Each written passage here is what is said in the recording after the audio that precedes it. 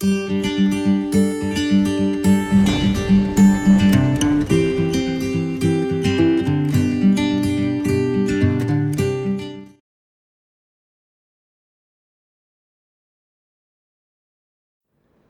Friends, मैं doctor Kajal Mangukiya, practising gynaecologist and IVF specialist since more than 15 years at Orchid hospital and IVF centre Surat. नमस्कार, आपका स्वागत है orchid patients awareness series में। और आज हम बात करने वाले हैं कि बहुत ही इम्पॉर्टेंट कंडीशन है जिसे हम कहते हैं सेप्टेट यूट्रस। सेप्टेट यूट्रस का मतलब क्या होता है, सेप्टेट यूट्रस का रीज़न क्या होता है, उसके कॉजेज़ क्या होते हैं, क्या क्या सिम्टम्स लेकर पेशेंट आ सकता है, उसका डायग्नोसिस कैसे किया जाता है और फाइनली उसका ट्रीटमेंट कैसे किया जाता है।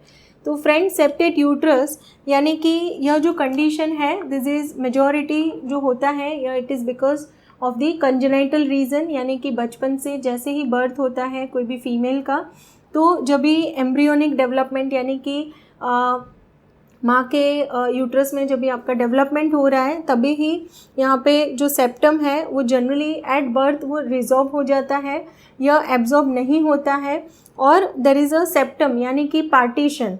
सो यह जो है यूट्रस, इसके जो टाइप्स हैं, septum can be either a partial or a complete septum.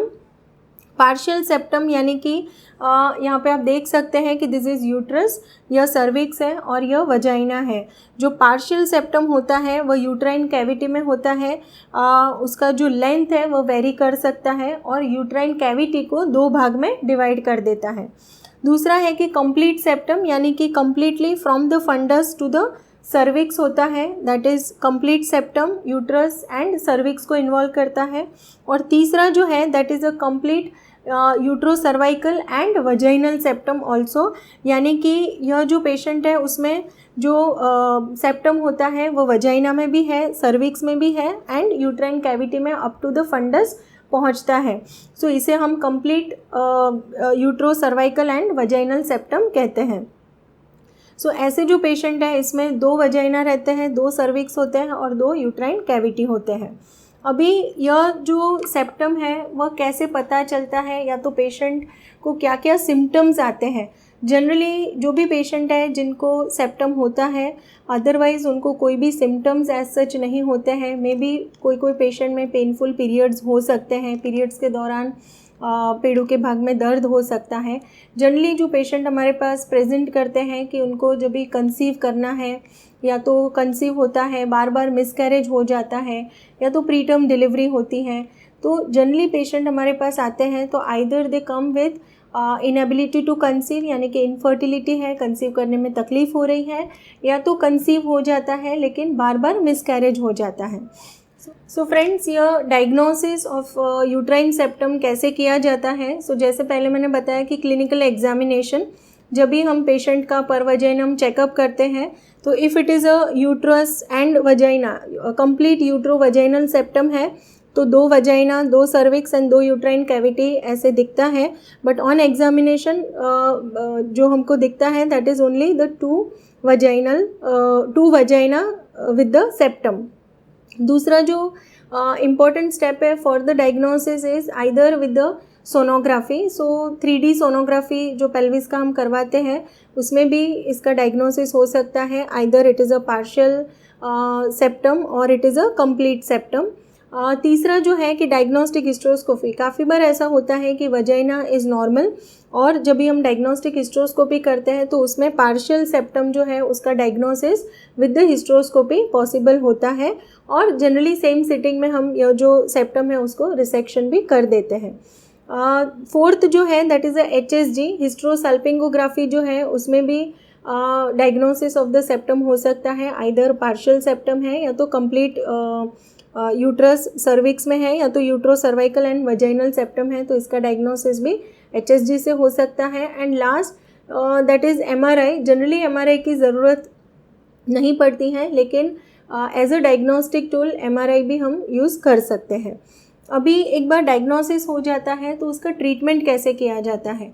Generally treatment is very simple. अगर पेशेंट को पार्शियल सेप्टम है या तो पेशेंट को सेप्टम है लेकिन कंसीव करने में तकलीफ़ नहीं है और अच्छे से डिलीवरी हो जाती है, then there is no role of any surgery. लेकिन यदि पेशेंट को कंसीव होता है, बार बार मिसकैरेज हो रहा है, तो we have to think about partial uterine septum. और अगर हमें सेप्टम दिखता है ऑन डायग्नोस्टिक हिस्ट्रोस्कोपी तो जनरली उसको हम रिसेक्ट कर देते हैं।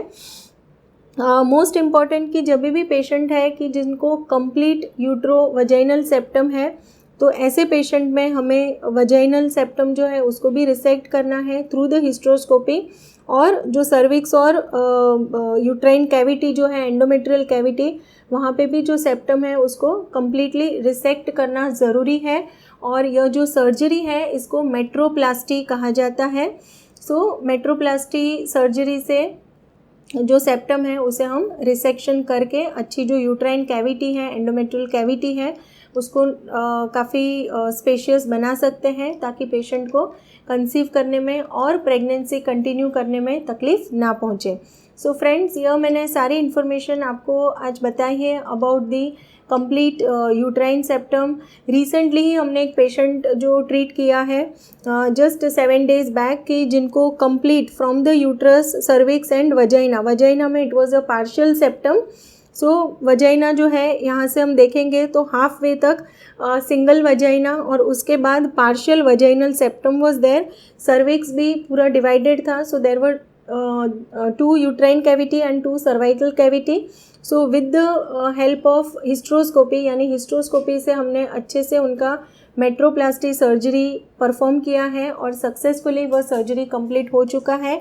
और यह जो पेशेंट है वह लास्ट 10 ईयर्स से इनफर्टिलिटी था, उनको कंसीव करने में तकलीफ़ हो रही थी एंड फर्स्ट टाइम उनका ऑर्किड हॉस्पिटल में डायग्नोसिस और साथ में ट्रीटमेंट भी कंप्लीट हो चुका है। सो फ्रेंड्स, आपके कोई भी नियर डियर वंस है जिनको इनफर्टिलिटी या तो कंसीव करने में तकलीफ़ हो रही है तो उनको आप ऑर्किड हॉस्पिटल भेज सकते हैं। हमारा online audio and video consultation भी अवेलेबल है, तो वह अगर लोकल सूरत के नहीं है, आउट ऑफ सूरत या आउट ऑफ इंडिया से है, तो they can always take online audio and video consultation appointment also. Thank you friends for watching this video.